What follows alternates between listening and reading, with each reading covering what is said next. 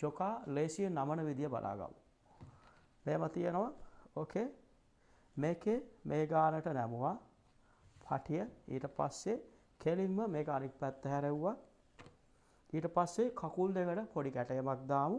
right මේ කකුල පොඩක් මේ වගේ ත්‍රිකෝණයක් හැදුවා. මෙතන පොඩක් පේන්න මේක ඕකේ කරා. right කකුල් දෙක පොඩක් නැමුවා. ඊළඟට මේක මේ විදියට හරි මැදට පොඩක් වැඩියෙන් එනකල් නැමුවා. ඒ ප්‍රමාණය දුරම මේක ආපස්සට නැමුවා. right දැන් ඔහම තියෙනවා. ඊට පස්සේ මෙන්න මේ පාර්ට් එක මෙහෙම උඩට ගෙනාවා. right දැන් මෙන්න ලුකියා බොක්ස් එක වගේ තියෙනවා. ඊට පස්සේ මෙතන තියෙනවා මේ දෙකක්. right මේ දෙක මෙහෙම ගෙනල්ලා ඊට පස්සේ මෙතන අපේ අන්ඩර්වෙයර් එක මේ පටිය උස්සලා මේ සෙට් එක මෙහෙම ඇතුළට දානවා. right මෙන්න දාලා පොඩ්ඩක් ඇඩ්ජස්ට් කරලා ගන්න. right මෙන්න මේ විදියට ජොකා පැක් කරගන්න පුළුවන්.